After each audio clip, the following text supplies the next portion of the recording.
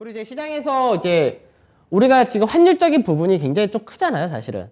그래서 사실 이제 자동차 같은 경우가 이제 3월 달부터 3월 달 저점을 만들고 원체도 많이 빠지기도 했었고 3월 중순부터 해가지고 이제 현대차나 기아차 같은 경우 한 20% 전후 상승을 했는데 반대로 미국의 GM이라든지 포드 같은 경우는 저점을 깨고 있거든요. 신저가죠, 지금. 네, 신저가죠. 그러니까 이게 이것도 환율 효과라고 사실 봐야 되지 않을까.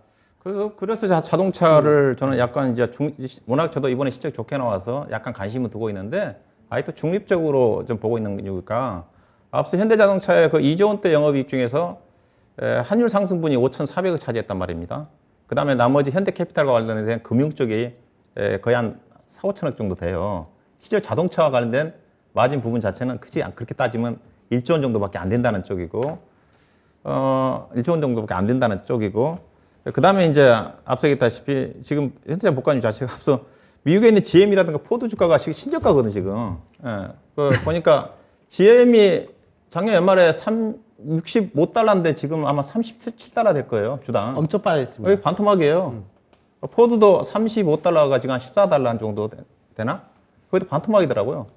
그러니까 외국에 있는 펀드 매니저 입장에 본다 한다면 우리나라 자동차가 다른 글로벌 자동차에 비해서 상당히 이번에 두드러진 성과 내는 것 자체는 맞는 것 같아요. 최근에 반도체 부족 국면 쪽에 상대적으로 많이 선전해, 상대적으로. 근데 이제 전체적으로 글로벌 펀드 매니저의 시각에서 본다 한다면 우리나라 자동차를 사기 위해서는 미국의 GM 포드라든가 다른 게 비교를 할 거지 않습니까? 지금 미국의 자동차 GM 포드라든가 종목들이 다우지수는 신저가가 아닌데 그들 관련 종목들이 지금 반토막까지 빠졌다. 그렇게 본다 한다면 현대차, 기아차가 그렇게 빠르게 가지 않는다는 거죠. 자동차가 최근에 반등 나온 것 자체도 기아차만 작년 연말 대비해서 떴지 현대차가 작년 연말 11% 빠져 있고 현대모비스는 실적이 안 좋아서 그 18% 빠져 있고 다 빠져 있어요. 이게 기아차만 실적이 좋아서 그렇죠. 자동차 내에서도 차별하거든요. 그래서 최근에 실적도 좋아서 약간 올라왔지만은 작년 연말 대비해서는 여전히 자동차가 부진하다. 그래서 실적은 좋게 나왔기 때문에 관심이지만은 저는 자동차는 글로벌 미국에 있는 GM이라든가 포드 관련 종목들이 주가가 올라와야지 상대적으로 기아차, 현대차도 좀 싸 보이면서 올라가지 않겠는가. 예, 우리가 근데 이게 있잖아요. 환율적인 부분이. 그러니까 우리도 자동차를 만들고 미국도 만들고 유럽도 만들고 일본도 만든다 이게 다 되는데 지금 우리나라 환율이 그 하락한 부분만큼 그러니까 우리나라 원화가 저평가된 만큼 그러니까 저평가됐다고 얘기해야 되죠.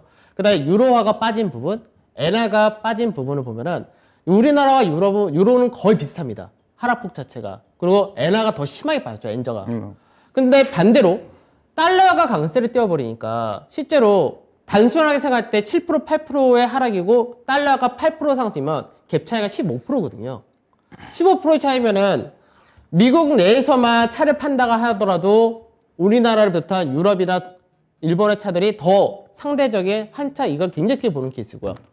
또 반대로 미국에서는 자국 내에서 파는 것까지는 어쩌지 한다 하더라도 수출을 하는 쪽은 완전히 힘들어지거든요. 그러니까 지금 펀드 매니저 입장에서 자동차라는 이 섹터를 산다면 지금은 롱숏 전략이 어떻게 보면 국내 자동차가 롱이고 반대로 미국에 있는 GM이나 포드가 숏이 돼야 맞겠죠. 그래서 이것도 사실 환율 효과에 따라서 올라간 건데 사실 우리나라 올해 경제연구소라든지 우리나라에 대한 환율 전망 원래는 1130원에 왔었거든요. 그 환율 자체가 1130원에 갔던 부분이 이게 1270원까지 갔었으니까. 그리고 오늘 이제 좀 많이 빠졌죠. 올 한 17원 정도 빠졌으니까. 그 환율이 이제 고점이 나왔느냐? 이것도 사실 우리 굉장히 중요하지 않을까 싶어요. 왜냐면 지금 현재 대표적인 대형주들의 실적은 다 환율이 제가 볼 때도 환율이 절반 정도 차지해 줬거든요. 근데 이 환율이 이렇게 약세를 띠니까 경쟁력은 또 계속해서 당분간 좋아진다가 될 것이고. 근데 이게 우리가 늘 시장에서 생각했던 부분이 환율이 올라가면 외국인들이 판다. 이 논리였거든요. 그럼 반대로 이제 환율이 떨어진다면 외국인들이 들어올까요? 일단은 환율이 올라가서 우리나라 수출 기업들이 실적이 좋아져서 외국인 투자가들이 오는 것보다는 제가 보기에는 환율이 떨어져서 한 차익을 노리면서 들어오려고 하는 외국인 투자가들은 훨씬 많다고 봐요.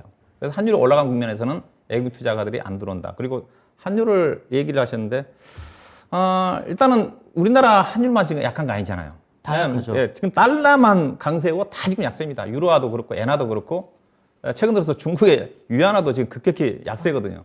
그러면 우리나라 자동차, 우리나라 수출 기업이니까 옛날에는 우리가 한일 약세 국면에서 수출 경쟁력을 얘기했잖아요. 일본과 특히 2000년도 초반까지만 한다 하더라도 주요 반도체라든가 특히 자동차 같은 경우는 일본과의 경쟁 관계이기 때문에 일본의 엔화하고 많이 비교를 했는데 지금은 일본하고 우리나라가 주요 산업 경쟁 안 하거든요. 어디가 경쟁해? 중국이거든요. 주요 산업들이. 근데 중국이 지금 위안화가 급격히 많이 올라와 버렸어요. 올라와 버렸기 때문에 그리고 지금은 저는 우리나라 수출 기업 옛날에 이제 90년도, 2000년도까지만 하더라도 현대차를 기준으로 본다 한다면 대부분 다 국내에서 차를 만들어 가지고 수출하는 게 많았습니다. 근데 알다시피 지금 현대차는 국내에서 생산하는 것보다는 해외 법인들이 많아요. 그렇기 때문에 우리나라 환율이 올라간다 그래가지고 그 효과 자체를 다른 나라 통화, 유럽 쪽에 자동차 있기 때문에 유로화라든가 그런 것들 봐야 됩니다. 앞서 이제 우리 강전이 얘기했다시피 미국 쪽에서는 경쟁력이 있어요. 저 그걸 인정을 해요.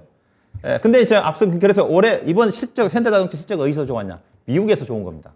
그렇죠? 다른 쪽에서는 중국 쪽에서는 아주 죽쓰고 있고. 중국은 이미 거의 끝났고. 각서 안 되고. 네. 유럽도 별로 제가 알기로는 실적이 안 좋았어요. 이번 현대차 좋은 것 자체는 미국 쪽입니다. 자동차가 없어서 인센티브를 영업사원들한테 안 주면서 비용이 많이 절감됐거든요. 이런 또 부분들. 그래서 미국에서는 저도 그걸 인정을 하는데 중국이라든가 유럽 쪽에 또 현대자동차가 생산을 많이 하게 하고 있기 때문에 그런 또 측면도 볼 필요가 있지 않겠는가. 왜냐하면 옛날에 비해서 우리나라 그 주요 수출 기업들이 삼성전자도 마찬가지고 SK 하이닉스도 있고 국내보다는 해외 쪽에 많이 다변화되어 있기 때문에 해외 공장을 가지고 있기 때문에 그들 국가에서 수출하기 때문에 그들 국가의 환율도 함께 볼 필요가 있지 않겠는가. 너무 얘기가 길어지죠.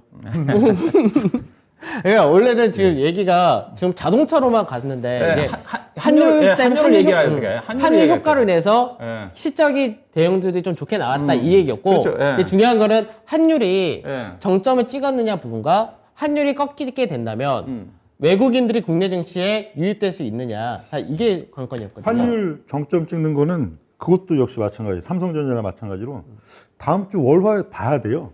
이게 왜 그러냐면 지난달인가 지지난달 말인가도 그때도 꾸역꾸역 하고선 환율이 막 1200, 뭐 30원, 50원 막 쭉 올라가다가 하루 확 뺐거든요. 예, 하루 확 뺐어요.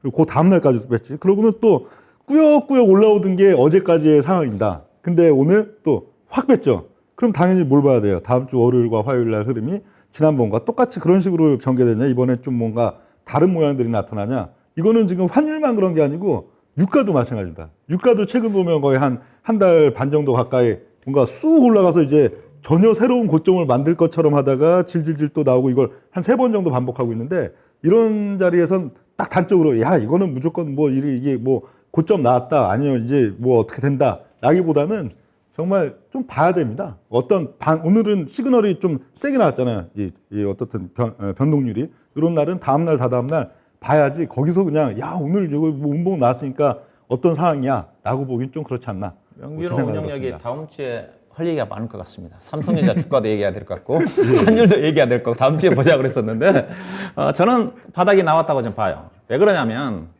바닥이 나왔다는 게 이제 환율이 고점 나왔다. 오늘 고점 1275원 찍었거든요. 1274.7까지 찍고 오늘 1255원 무려 장중 고점도 20원 차트를 보시면 완전 장대 음봉이 나왔어요. 근데 중요한 것 자체가 뭐냐면 저는 나왔다고 본 이유 자체가 제가 어제 아침 방송에서 얘기를 했지만은 결국은 원화의 최근 원달러 원화의 흐름 자체는 달러화와 거의 연동하지 않습니까? 그렇죠? 거의 연동입니다. 달러와. 이게 달러가 강세되면 원화는 거의 다음날 필히 약세예요. 자, 그런데 오늘 그 장중에 장 초반에까지만 한다 하더라도 달러가 강세했어요. 100점 제가 계속 추이를 봤는데 100.8까지 올라갔었어요. 103.8. 103.8. 근데 103.78 정도가 어느 시점이냐를 봐야 되는데 올라간 때가 2020년도 코로나 때 엄청 불안할 때 우리나라 코스피 지수가 3월 그렇죠? 중하순. 그렇죠. 3월 중하순 때, 예. 3월 15일에서 20일 때. 그때 우리나라 코로나 때문에 종합주가 지수가 1,300포인트, 1,400 무너질 때, 무너질 때 그때 환율이 달러가 그때 현재 오늘 아침에 고점까지 올라왔었어요. 그때 원달러 환율이 얼마였느냐? 오늘 장중 고점인 그때 1,296원이 고점 찍었었어요. 근데 종가는 팍 내려갔어요. 그렇게 그러니까 어제 종가상으로 본다 한다면 그때 고가는 넘어섰어요. 그때도 보면 연봉이 떨어졌거든요. 이게 달러 인덱스도 오늘 고점에서 꺾이면서 원달러 환율이 급락이 나왔다. 급락이 나왔다. 이렇게 본다 한다면 그리고 달러가 지금 계속 강세를 보일 수 있는 부분은 없다고 봐요. 왜냐하면 전일 미국의 1분기 GDP 성장률이 예상치보다 안 좋게 나왔지 않습니까? 경제 안 좋잖아요. 마이너스 1.4% 정도에서요. 안 좋잖아요.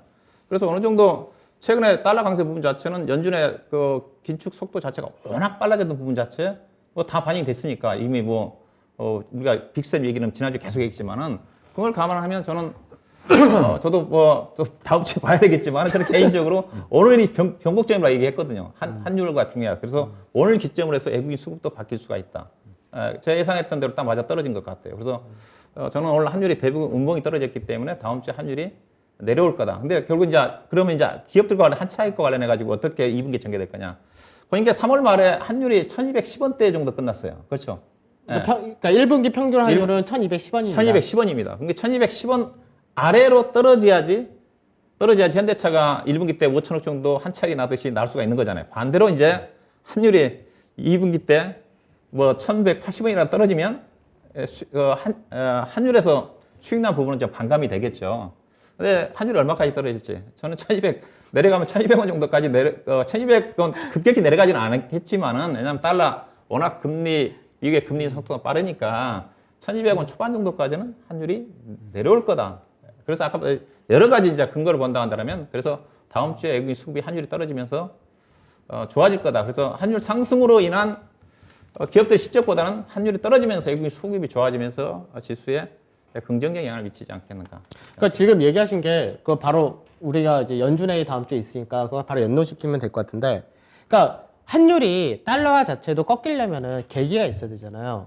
그게 연준회의에서 뭐 이제 금리 인상이나 이런 것들 가파르게 한다든지 이런 것들 시장에 반영된 부분이 나와서 그 부분이 좀 안도감을 가져서 환율이 달러화가 꺾이든지 아니면 러시아 우크라이나 관련된 문제가 풀려가지고 꺾이든지 이런 계기가 좀 있어야지 환율 자체가 크게 떨어질 수 있는 계기도 만들 수 있을 것 같은데.